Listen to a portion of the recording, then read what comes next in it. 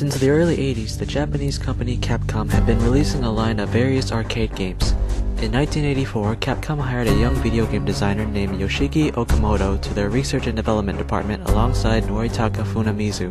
Okamoto would go on to oversee the development of Capcom games as a producer and recruit a character designer named Akira Yasuda. One of the games he oversaw was Street Fighter, which was created by Takashi Nishiyama and Hiroshi Matsumoto. It was released in 1987 and would become the first competitive fighting game produced by the company. A port of the game was soon released for the TurboGrafx CD console under the title Fighting Street in 1988.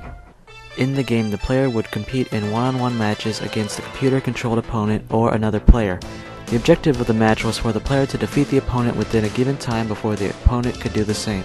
While Street Fighter wasn't the first game of its kind, it introduced many aspects that would become standards in the genre. Players could block attacks, compete with other players at any given time, and perform special moves. This was the introduction of the famous Fireball attack, Hurricane Kick, and Dragon Punch. Originally, the arcade machines offered the player no kind of instruction pertaining to how they could execute these special moves. Not only was this because the designers want this knowledge to be passed down through word of mouth, but these moves also proved to be incredibly devastating when used in matches. The original arcade cabinets came with a joystick and two pressure-sensitive buttons. The amount of force the player would use to push the button would determine the level of strength in the attacks. While this was supposed to be the designer's way of immersing the player into the game, it just led to damaged arcade machines. So, Capcom got rid of this problem by introducing a 6-button configuration for the light, medium, and heavy attacks, another standard that would continue in future fighting games. The game had the player control a Japanese martial artist named Ryu, who competes in an international martial arts tournament. The second player would control Ken, who played the same as Ryu except with a different look and aesthetics. In single-player mode, the player would fight against 10 opponents from 5 different nations. From Japan, there was Retsu, a former Kempo instructor, and Geki, a claw-wielding ninja. From the United States, there was Joe, an underground martial arts champion, and Mike, a former heavyweight boxer.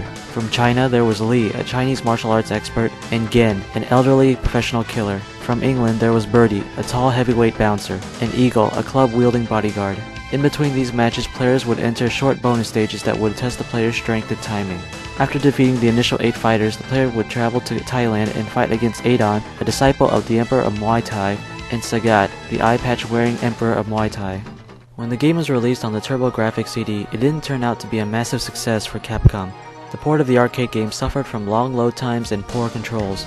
Due to the controller's inability to have the 6-button control scheme, the strength of the attack was determined by how long the button was held down. The game was ported to many other game systems at the time, such as the Commodore 64, ZX Spectrum, Amstrad CPC, DOS, and Amiga. The original arcade version was eventually emulated and featured in a Capcom game compilation for the PC, PSP, PS2, and Xbox. In 1988, Yoshiki was asked by Capcom to make a sequel for Street Fighter as it had generated much success and fans. For his inspiration, Yoshiki looked at the current arcade hit Double Dragon 2: The Revenge. His goal was to make a game that looked and played much better. With Capcom wanting a Street Fighter sequel, his game was shown at trade shows under the title Street Fighter 89.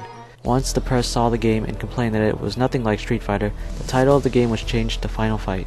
While there's never a direct connection to the Street Fighter universe, there are many subtle references to the series throughout the game, such as one of the main characters is mentioned to being a former Street Fighter. The characters were designed by recently hired Akira Yasuda, who is credited under the name Akiman.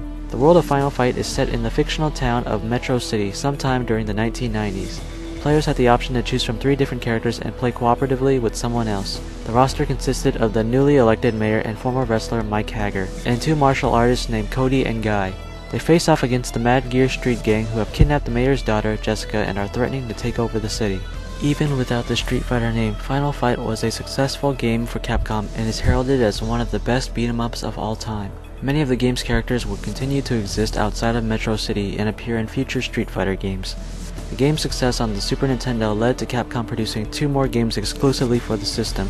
The franchise kept a low profile until Capcom attempted resurrecting the series in 2005 with Final Fight Streetwise. The game was a massive flop, and the studio behind the game soon shut down after its release. In 1990, Capcom tried making another offshoot of the original Street Fighter with the NES game Street Fighter 2010: The Final Fight. Instead of a competitive fighting game, the game was more of an action platform game that focused on boss battles. The game was marketed as a futuristic version of the original arcade game with a sci-fi theme. However, the story in the Japanese version had very little related to Street Fighter, though the English localization changed the main character's name from Kevin to Ken and explained how he became a cyborg who fights aliens after becoming the Street Fighter champion. When it came to America, the game suffered from a terrible localization and unforgiving difficulty. Fans of Street Fighter saw the game as just an embarrassment and don't consider it part of the franchise.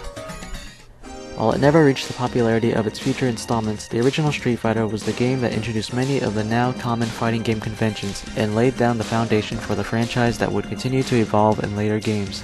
Many of the characters featured in the game would continue to appear in future games in the franchise.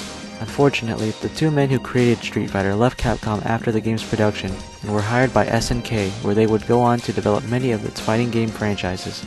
The rivalry between SNK and Capcom would begin with the release of Street Fighter's now legendary sequel.